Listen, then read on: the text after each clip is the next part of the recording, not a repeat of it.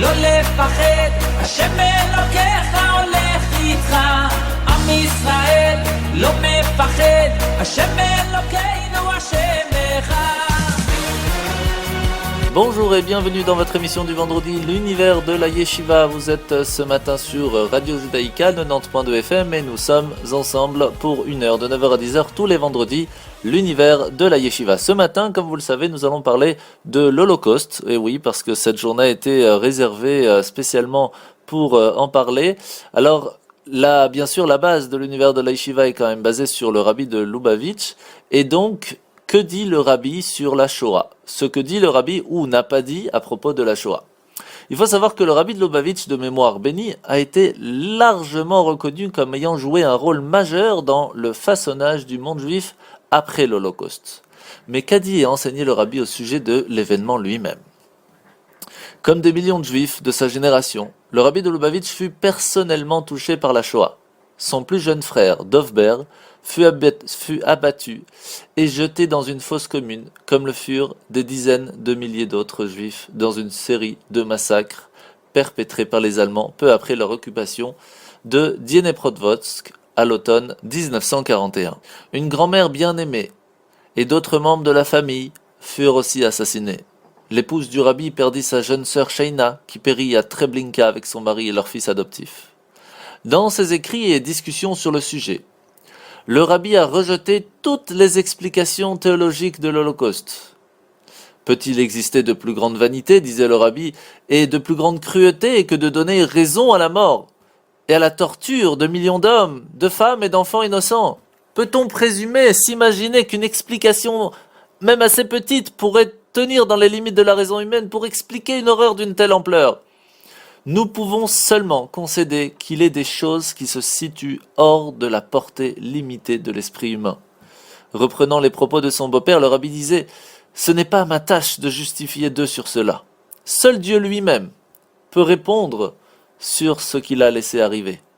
Et la seule réponse que nous accepterons, a dit le rabbi, c'est l'immédiate et complète rédemption qui bannira à jamais le mal de la surface de la terre et révélera la bonté intrinsèque et la perfection de la création de Dieu. » Pour ceux qui ont fait valoir que l'Holocauste réfute l'existence de Dieu ou de sa providence dans nos vies, le rabbi a dit au contraire, l'Holocauste a réfuté de manière décisive toute foi possible en une morale basée seulement sur l'être humain. Dans l'Europe d'avant-guerre, c'était le peuple allemand qui incarnait le summum de la culture, du progrès scientifique, de la moralité philosophique. Et ce sont ces mêmes gens qui ont commis les atrocités les plus ignobles que l'histoire humaine ait connues.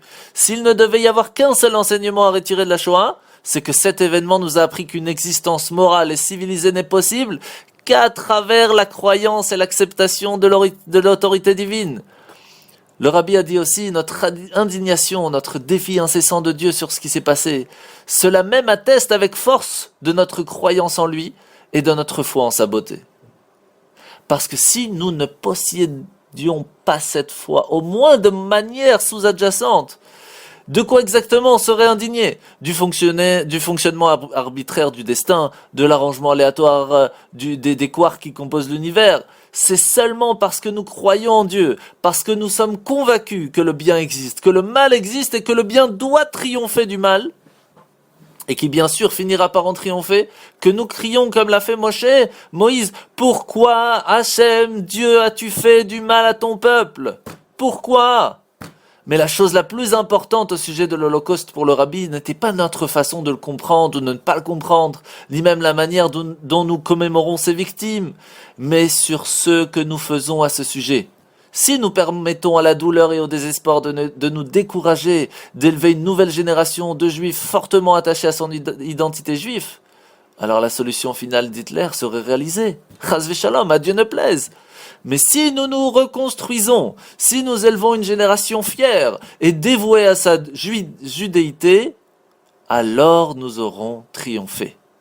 Il faut savoir, messieurs, dames, que le jour d'après la Torah, le 10e jour du mois de Tevet, le jour de Asara B'Tevet est un des jours les plus tragiques de l'histoire juive, le 10 Tevet en l'an 3336, depuis la création, donc 425 avant l'ère commune. L'empereur babylonien Nabuchodonosor a commencé le siège de Jérusalem, siège qui aboutit malheureusement à la conquête de la ville, la destruction du temple, l'exil du peuple juif à Babylone, etc. Jusqu'à aujourd'hui, le 10 Tevet est observé comme un jour de jeûne, de deuil, de repentir. Et bien plus récemment, il faut savoir qu'il a été choisi pour servir également comme un jour de Kaddish général pour les victimes de la Shoah dont le jour du martyre est inconnu, pour beaucoup d'entre elles malheureusement. Et la loi juive stipule que si le jour du décès d'une personne est inconnu, on choisit une date appropriée en laquelle on dira la prière du Kaddish en son mérite. Et une année, le rabbi a consacré une importante partie de son discours du 10 Tevet à évoquer le sujet de la Shoah et à développer quelques-unes des idées que nous avons parlé ce matin.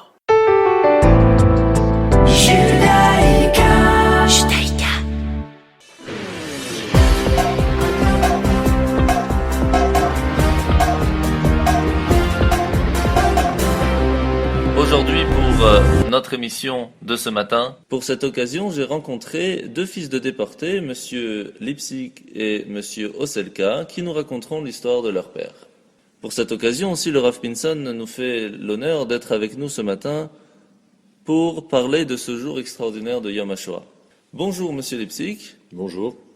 Alors, je rappelle que vous êtes fils de déportés et enfant de survivants de la Shoah. Pouvez-vous nous parler un peu de votre papa ? Eh bien, mon père, aujourd'hui décédé, s'appelait Yitzhak Shulem Lipschitz.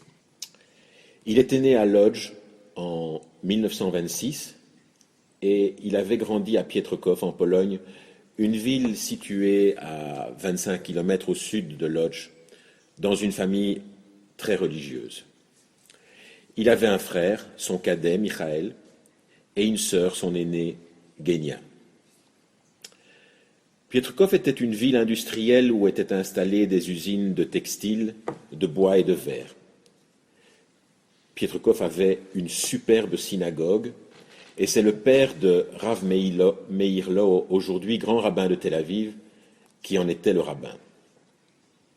Mon grand-père avait une usine de textiles, mais sa famille ne roulait pas sur l'or.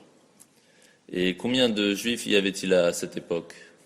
Avant la guerre, il y avait plus ou moins 15 000 juifs à Pietrków et ils représentaient plus ou moins 25% de la population. À quel moment est-ce que les Allemands ont envahi la Pologne ? Le 1er septembre 1939, les Allemands ont envahi la Pologne. Les juifs de Pietrków furent rassemblés dans un ghetto et les hommes valides envoyés dans deux usines de la ville, l'une de bois qui s'appelait le Bougaï et l'autre de verre qui s'appelait Hortensia. Alors racontez-nous un peu comment se sont passées les déportations. Les déportations ont commencé principalement vers le camp d'extermination de Treblinka. Les Allemands rassemblaient les Juifs dans la synagogue et de là ils étaient envoyés en train principalement vers Treblinka ou d'autres camps. Et la population diminuant en nombre, les Allemands ont rétréci le ghetto et il était de plus en plus difficile de se cacher. Alors, toute la famille de mon père, sa mère, sa sœur, son frère, ses grands-parents, oncles et tantes, ont été pris dans une rafle alors que mon père et son père, mon grand-père, travaillaient dans l'usine de bois. C'est la dernière fois qu'ils l'ont vu alors ? La dernière fois que mon père a vu sa mère, frère et sœur, c'est à travers la fenêtre de la synagogue, avant qu'ils ne soient emmenés à Treblinka où ils ont été gazés dès leur arrivée. Et ensuite, que s'est-il passé ? En 1944, mon père et mon grand-père ont été transférés au ghetto de Cherstorova et de là vers le camp de concentration de Buchenwald. De grands noms sont passés par le camp de Buchenwald. Elie Wiesel, le prix Nobel de la paix, Israël Meir Lo, qui a été grand rabbin d'Israël et qui aujourd'hui est grand rabbin de Tel Aviv, Henri Kishka, un membre de notre communauté à Bruxelles, Marcel Dassault, Stéphane Hessel, Paul-Émile Janson. Et de là, ils sont partis travailler à Dora, c'est ça ? De là, les prisonniers allaient travailler à Dora Nordhausen dans les tunnels enfouis dans la montagne où les Allemands construisaient les V2. Alors, je rappelle que les missiles V2, ce sont les premiers missiles balistiques opérationnels construit en ces temps de guerre, donc en 1944. Et puis, mon père est arrivé à Nordhausen le soir du 24 décembre 1944. Il m'a raconté, il neigeait, il faisait très froid, il était à peine vêtu. Il m'a raconté qu'en arrivant dans le camp, il était passé devant les baraques où les Allemands fêtaient joyeusement Noël. Le camp était sale, aucune mesure d'hygiène élémentaire, les gens y mouraient de typhus et de faim. Alors, début avril 1945, craignant l'arrivée des troupes américaines dont on entendait tonner les canons au loin, les Allemands ont rassemblé les personnes valides pour les entraîner vers la marche de la mort. Mon père a dû abandonner, c'est le mot, son père à l'infirmerie de Buchenwald, car il était très malade, très faible et atteint du typhus. Mais qu'est-ce qui l'a aidé à tenir dans les camps de concentration ? Ce qui l'a aidé à tenir dans les camps de concentration, c'est, je pense, la volonté de vivre. La volonté de vivre, de se battre. Il était jeune. Son père lui disait « Tu es jeune, tu dois te battre, tu as encore un avenir devant toi. » Et c'est la raison pour laquelle il a survécu. Alors, au début du mois d'avril 1945, alors que l'armée américaine approchait, les Allemands commencèrent à évacuer donc à peu près 28 000 prisonniers du camp principal, puis 10 000 prisonniers du camp de Buchenwald. Alors, comment cela s'est-il passé ? Mais les gens encore valides ont été emmenés pour la marche de la mort. Et mon père est parvenu à s'enfuir pendant cette marche car les Allemands ne se préoccupaient plus vraiment des prisonniers, mais ils voulaient d'abord sauver leur peau. Et il a été libéré par les Américains, à qui il a demandé de partir en Palestine. Et puis le hasard de la vie a fait que sur la route de la Palestine, il est passé par Bruxelles. Il s'y est installé, il s'est marié et je suis né.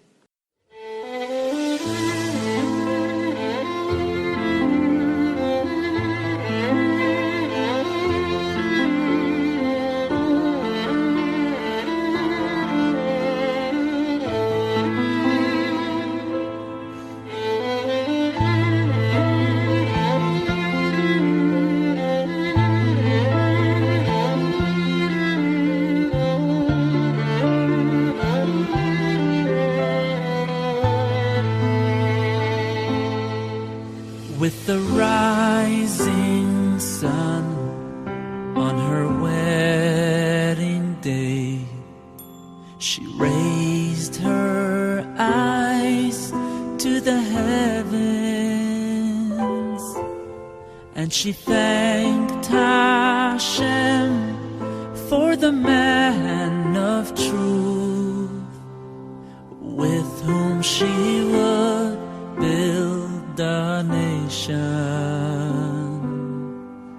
But with nightfall came destiny betrayed, the veil concealing another.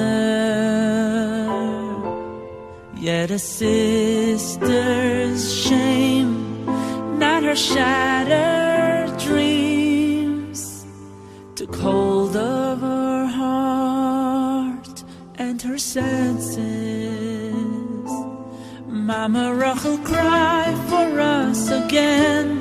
Won't you shed a tear for your dear children? If you raise your sweet voice now as then, the day will come. Mama Rachel, cry for us again. Won't you shed a tear for your dear children? Bizichutech v'shavavanim ligulon. In a roadside grave, she was laid to rest in solitude forever. But her voice gave hope to the broken hearts of her daughters and sons bound for exile. When her plaintive cry gained divine consent, a challenge to her maker. Can the mercy of mere flesh and blood run deeper than yours, our Creator? Mama Rachel, cry for us again. Won't you shed a tear for your dear children? If you raise your sweet voice, now is then the day will come. Mama Rachel, cry for us again. Won't you shed a tear for your dear children? B'zichutech v'shovu vonim ligvulon.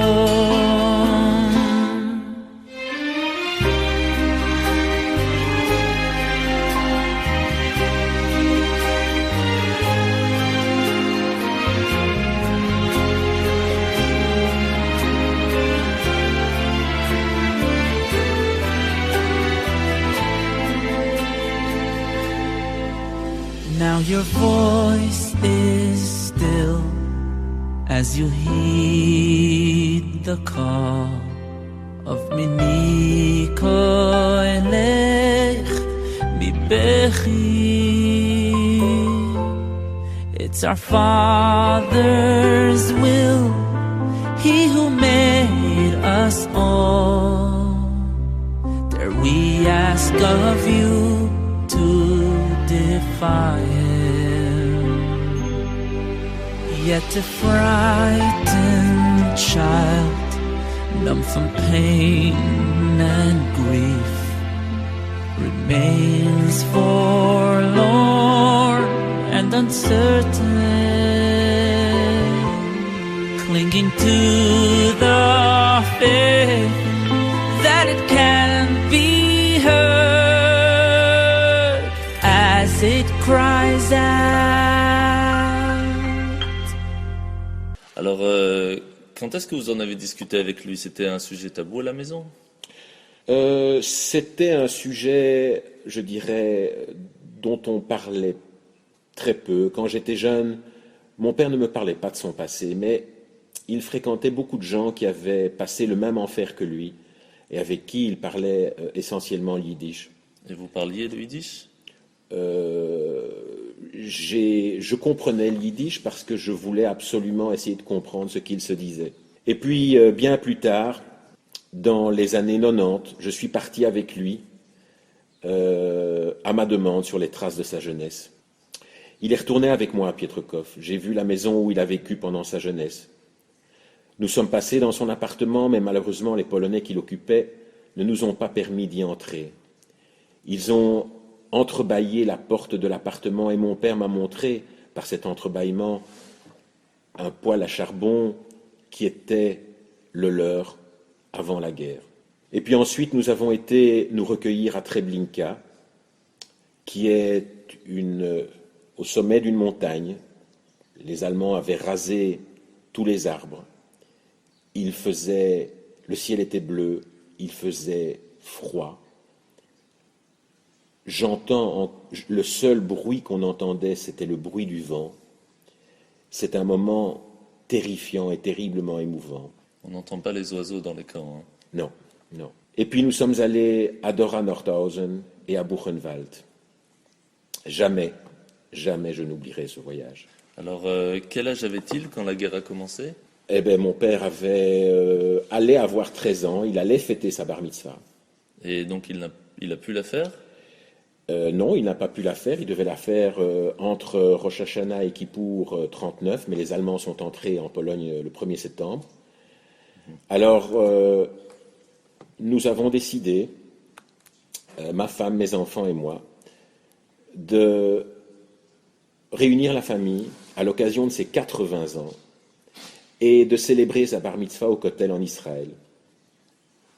Ça a été un moment inoubliable et de grande émotion. En tout cas, bravo, c'était une excellente résolution d'avoir fait sa bar mitzvah au Kotel pour le jour de ses 80 ans.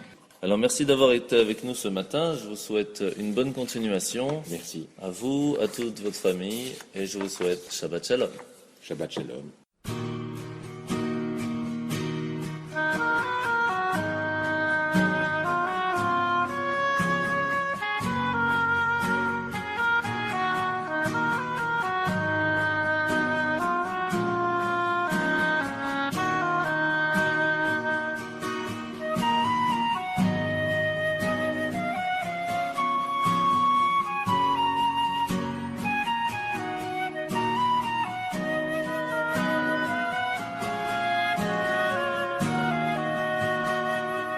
By the ancient cave of Ir Chevron, you'll see a man standing all alone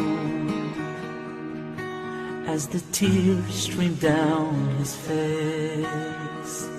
This is my hope, my request, where our forefathers rest, for our father Avraham. Aneinu, Yisros Yitzchok and Yaakov, I beg of you, and in the schus of the Heilig Imamis, he pours out his soul to our Father in heaven. Tate, tate, tate, tate, die Zahlen bei deinen Kindern ist Gott groß. Helf uns schein bis Chussos.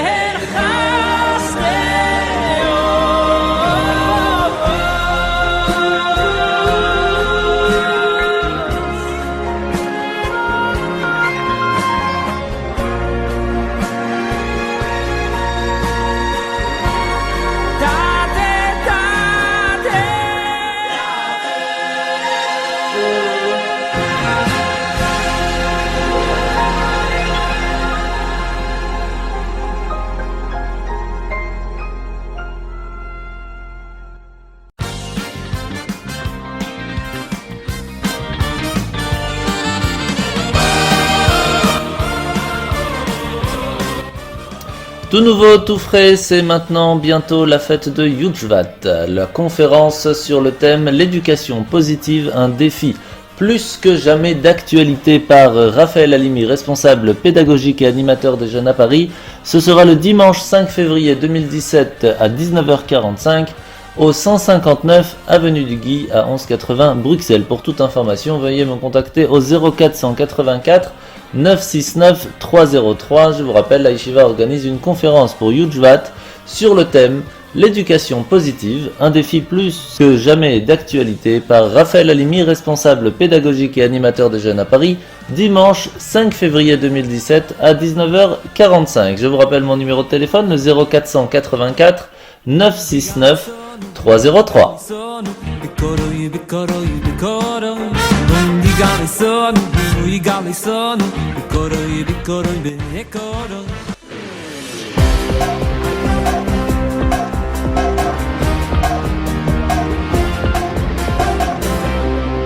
Nous revoilà après la pause musicale. Alors, comme je vous l'avais dit plus tôt, nous sommes ce matin avec Monsieur Oselka. Bonjour Monsieur Oselka, comment allez-vous? Bonjour, je vais très bien, vous-même. Baruch Hashem, Baruch Hashem. Alors, je rappelle à nos auditeurs que vous êtes fils de déportés et enfant de survivants de la Shoah. Alors, en tant qu'enfant de déportés, est-ce que vous avez souffert de ça? En tant qu'enfant, je n'ai pas vraiment souffert, si ce n'est que j'ai été surprotégé. J'ai juste mûri plus vite et j'ai pris conscience que j'étais pour ma famille le dernier Rafelka.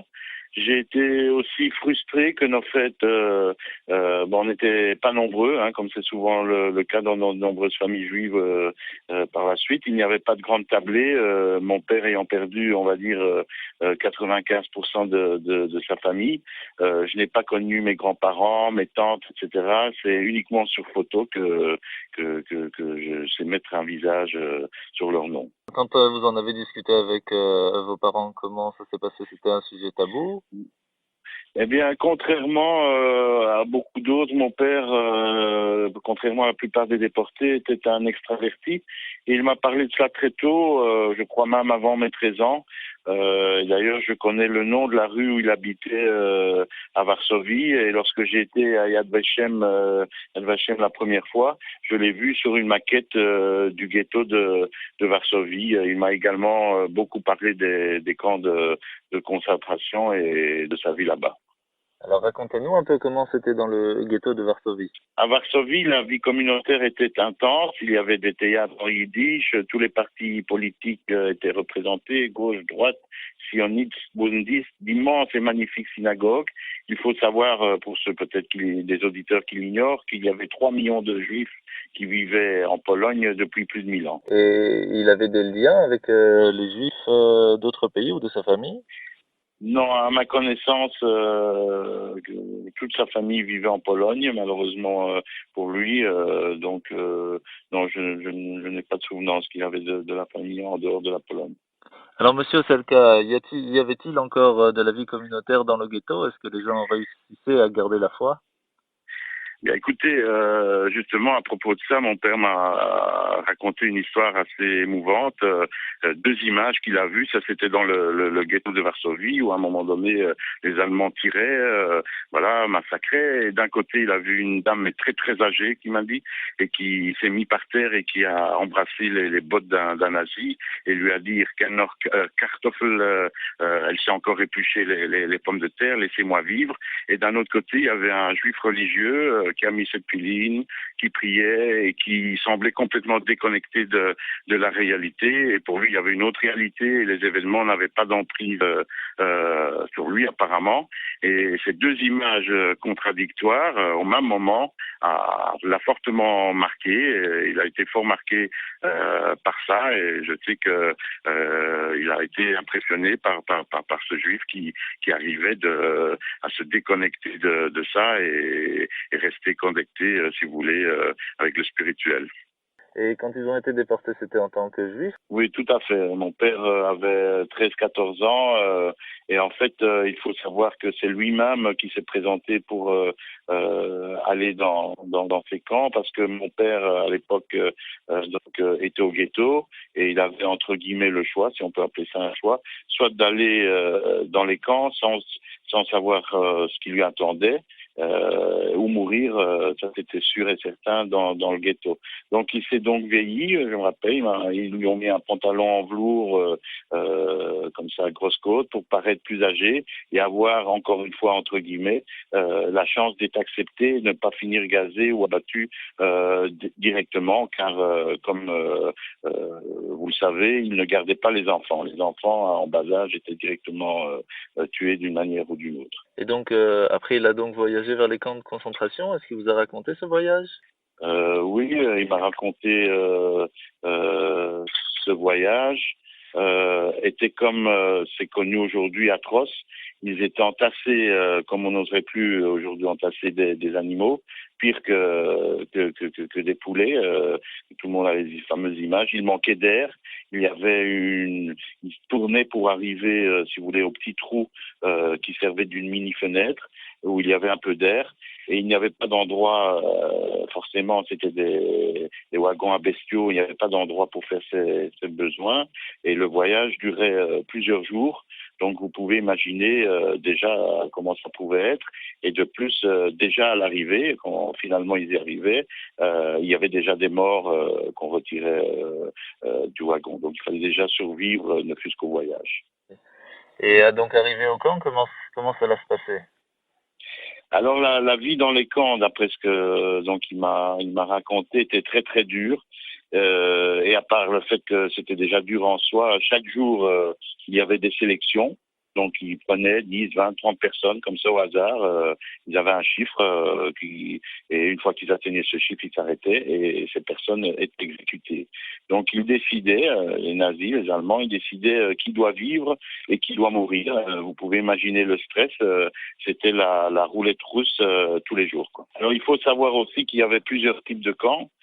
Pour schématiser, parce que j'oublie peut-être d'autres, mais il y avait deux types de camps essentiellement. Donc les camps d'extermination, comme Auschwitz, Majdanek, Treblinka, mais il y avait tous les autres camps où là on mourait, mais à petit feu, soit par sélection, comme je vous ai dit tout à l'heure, soit par maladie. Mon père a eu également le typhus et le choléra, il y a survécu, ou soit par épuisement ou de faim, mais de toute façon, pour la plupart, comme on sait, ce fut la mort, quoi. De plus, les températures, et qu'il y a un détail que je voudrais aussi signaler, les températures hivernales étaient terribles, de moins 15 ou même pire. Ils étaient vêtus, comme tout le monde le sait, de ces fameux pyjamas rayés. Et la nourriture était réduite à son strict minimum, un couteau de pain rassis avec une soupe d'eau où flottaient quelques légumes. Et les travaux étaient très très durs, chaque fois plus durs. C'est à ça que je pense chaque fois que je lis, comme on a fait récemment, la Haggadah de Pessah. C'est ça.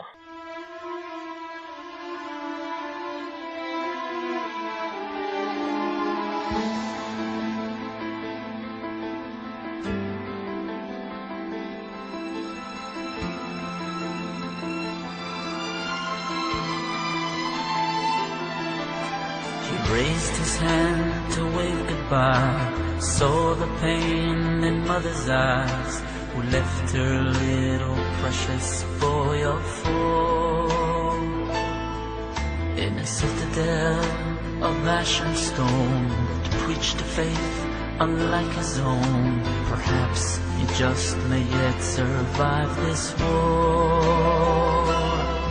In the shadows stood a man in black. My child, he said, you must not look back. Yet one image lingered, the tears on her face, and mother's words from their last embrace. Shema, Shema Yisroel.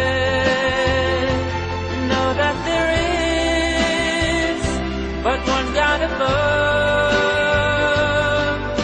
When you feel pain, when you rejoice, know how it longs to hear your voice. Hashem Elokeinu, Hashem Echad.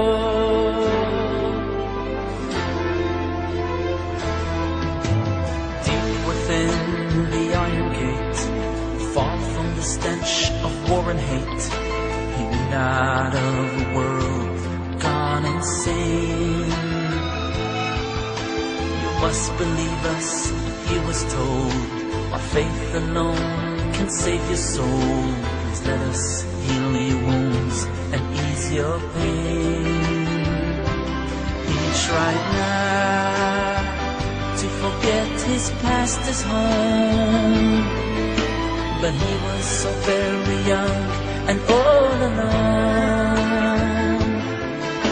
While visions of a Städte, once vivid and clear, began to fade and all but disappear.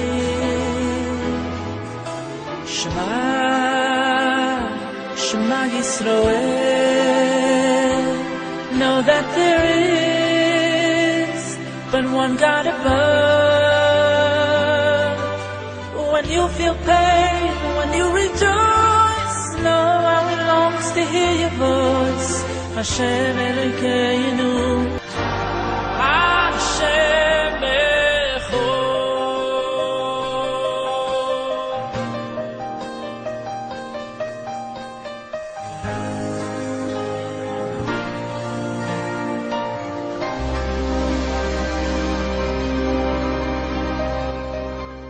Et qu'est-ce qui l'a aidé à survivre dans le camp alors? Alors, ce qui l'a aidé, d'après ce que, bon, d'abord, il était très jeune, hein, donc voilà, c'était l'instinct de survie. Bon, d'après ce qu'il m'a dit, il n'avait pas le temps ni la force, et surtout pas à cet âge-là de philosopher dans telles circonstances. Donc, on faisait tout pour survivre, quoi. C'était l'instinct que l'être humain apparemment a lui une force. Bon, tout le monde, c'est vrai, les plus âgés peut-être ne l'avaient pas. Et c'est ça qui, à mon avis, bon, il y a un facteur chance aussi, mais c'est ça qui a fait cette différence et cette volonté de survie, quoi. Qu'est-ce qui faisait votre père dans le camp exactement? Mais ça, disons, il n'a rien fait de particulier. Il faisait les travaux que tous les prisonniers devaient faire selon le camp dans lequel ils étaient. Des fois, il devait mettre des chemins de fer, des rails ou des histoires comme ça. D'autres fois, il s'est retrouvé à Dora, heureusement pour lui, à travailler dans la cuisine. Donc, il n'a pas eu de travail particulier ou quoi que ce soit. Voilà, on n'a pas tellement parlé de ça. Alors, c'est connu que quand les Américains sont arrivés et que ce fut la liberté, quelques jours plus tôt, les détenus les plus valides ont été entraînés de force par les SS et contraints de marcher jusqu'à l'épuisement. Alors, comment est-ce qu'il a vécu cela? Alors, tout à fait. Mon père a bien été, comme vous dites, libéré par les Américains. C'était même le 14 avril. Bon, j'ai une photo de lui qu'il a gardée avec son pyjama, si je peux m'exprimer ainsi.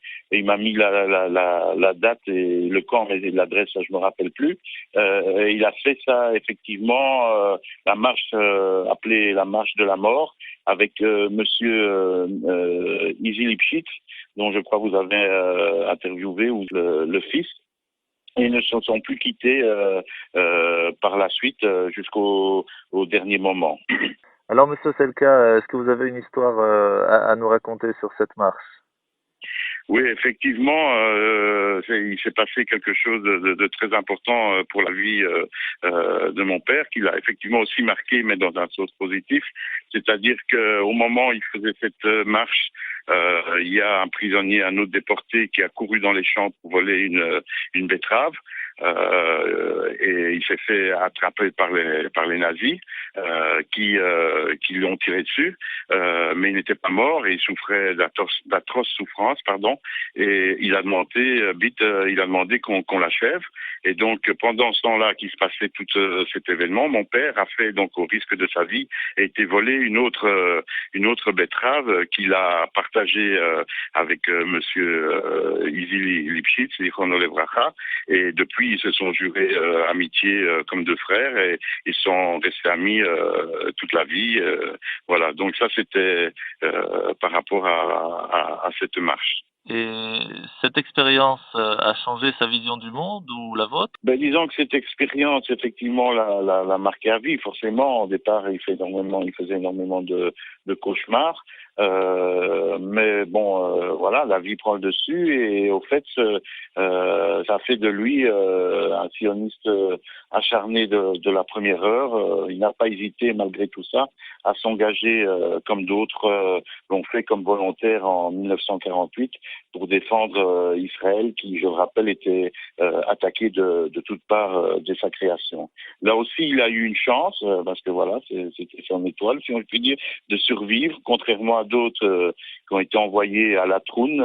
Pour ceux qui ne savent pas, c'était la route qui menait vers Jérusalem, et presque tous ceux aussi des déportés qui ont fait ce chemin-là, y ont laissé leur vie. Eh bien, merci beaucoup, Monsieur Oselka, de votre disponibilité ce matin. Merci encore, Voilà. Monsieur Oselka, pour... Je vous en prie, je vous en prie.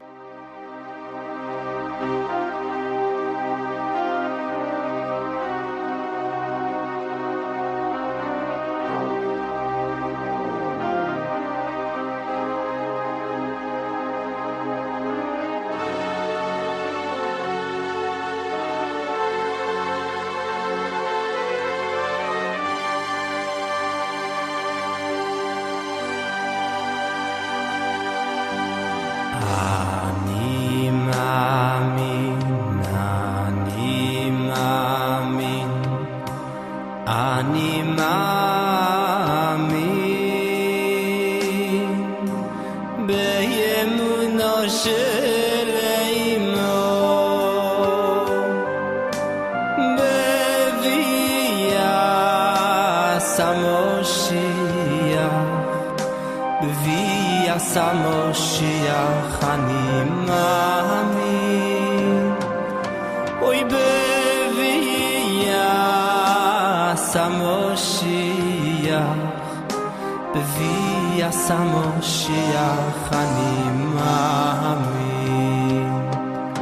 אוי אני מאמין אוי אני מאמין באמונו של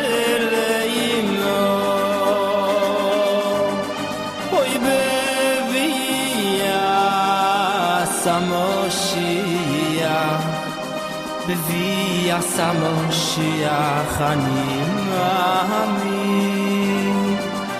אוי בביאת המשיח בביאת המשיח אני מאמין אוי אני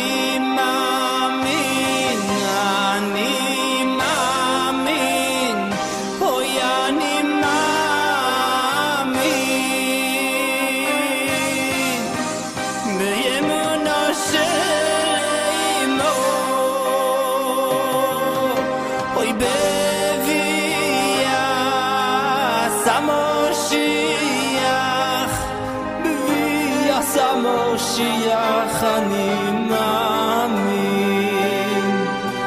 בביאת המשיח בביאת המשיח אני מאמין אוי בביאת המשיח בביאת המשיח אני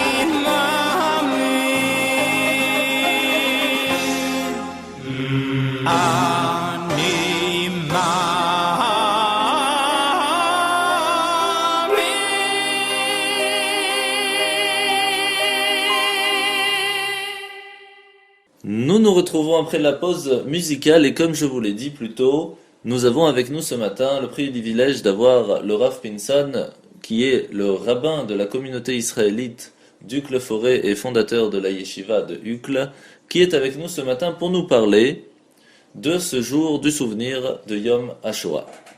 Bonjour Rav Pinson. Bonjour. Alors, qu'est-ce que c'est pour vous? C'est tout sauf une fête, donc pourquoi est-ce que la Shoah occupe une place primordiale dans le judaïsme?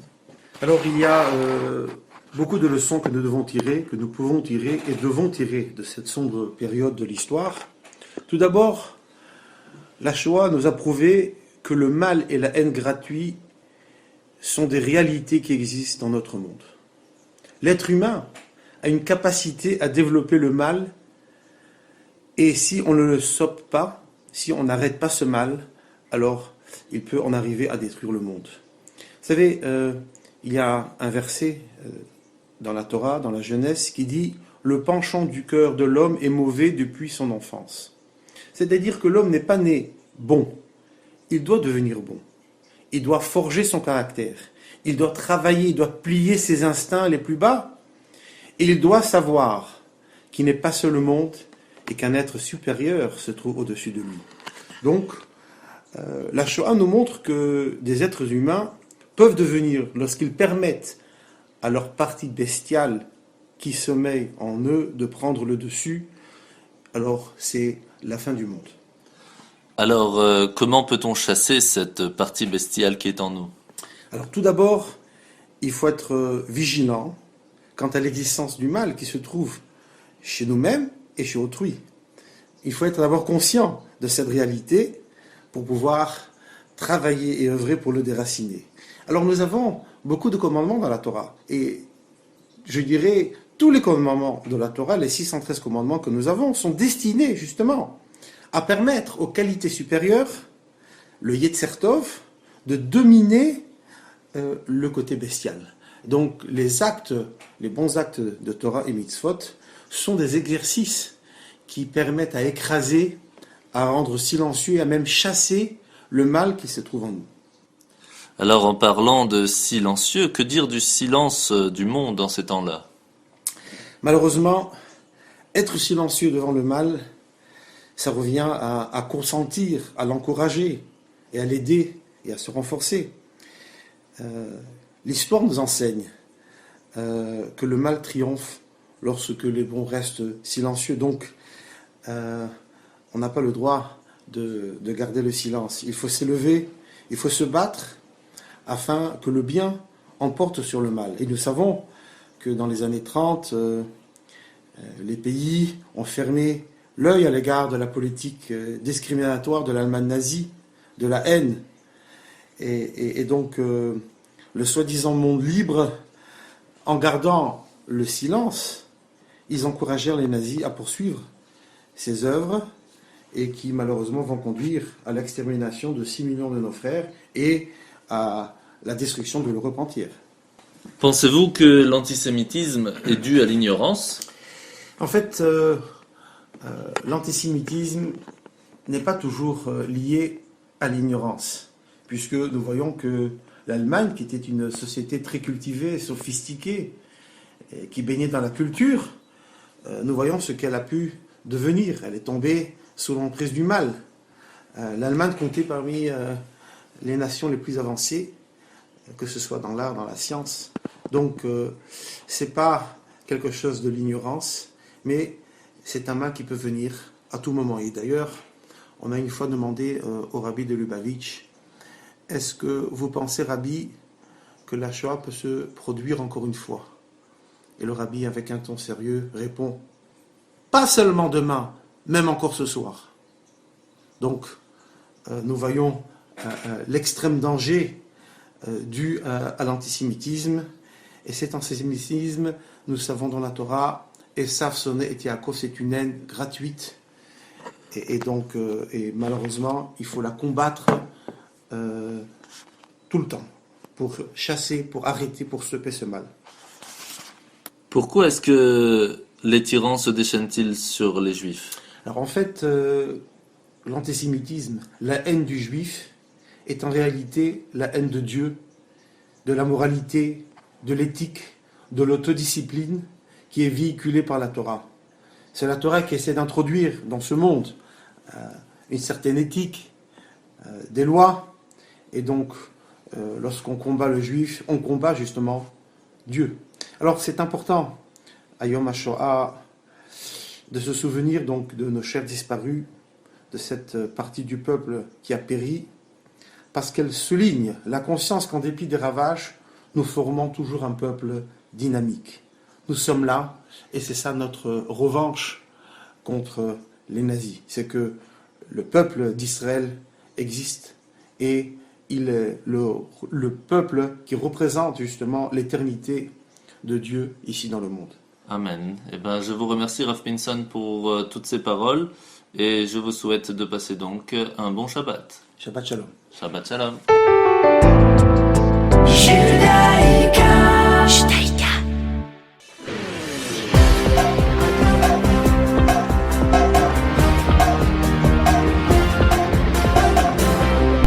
Et bien voilà, c'est ainsi que finit notre émission ce matin. Comme vous le savez, eh bien nous faisons cette journée a été spéciale sur l'Holocauste. Nous avons parlé avec des fils de survivants de la Shoah. Je vous rappelle donc qu'il est important d'allumer une bougie en leur mémoire. Ce soir, nous allumerons les bougies de la Parashat Vaïra à 17h07. Shabbat se finira à 18h21. Et je vous rappelle qu'il y a un cours tous les lundis de midi à 1h à la Mozzarella, le restaurant cachère de la ville de Bruxelles, tous les lundis de midi à 13h. Et je serai avec vous bien sûr grâce à la Yeshiva. Je vous souhaite à tous et à toutes de passer un très très bon Shabbat et on se retrouve la semaine prochaine.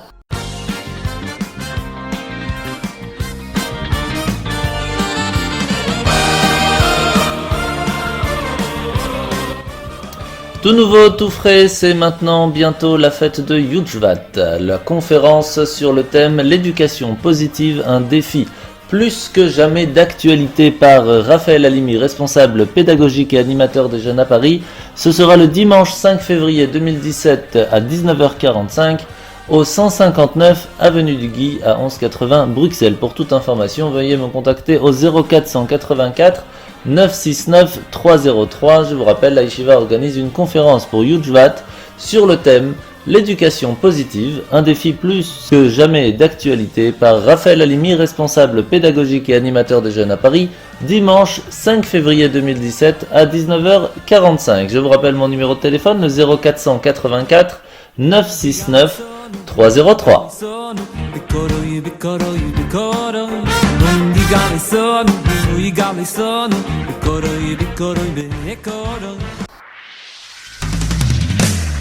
ישראל, לא לפחד, השם אלוקיך הולך איתך. עם ישראל, לא מפחד, השם אלוקינו השם אחד.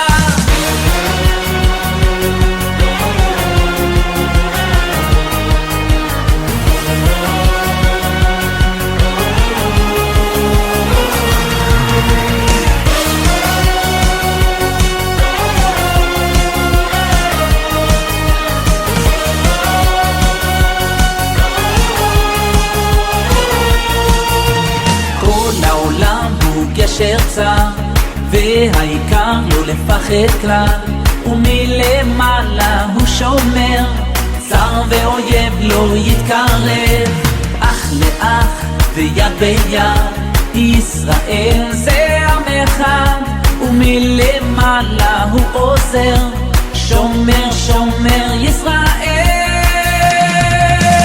עם ישראל לא לפחד, השם אלוקיך הולך איתך. עם ישראל לא מפחד, השם אלוקינו השם אחד. עם ישראל לא לפחד, השם אלוקיך הולך איתך. עם ישראל לא מפחד, השם אלוקינו השם אחד.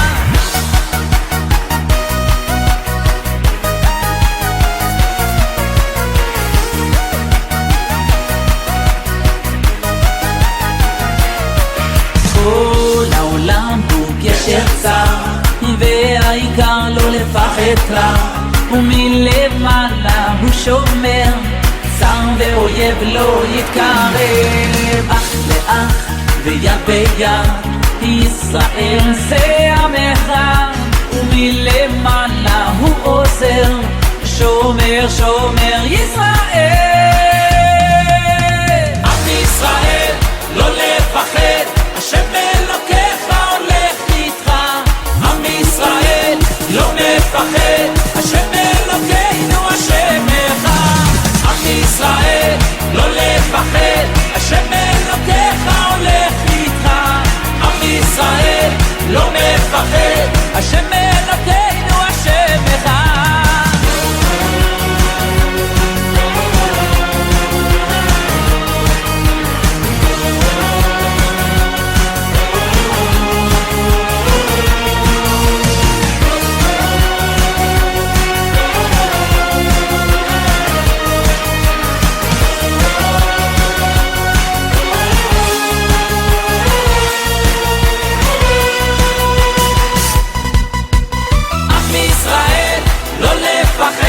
Hashem Elokeinu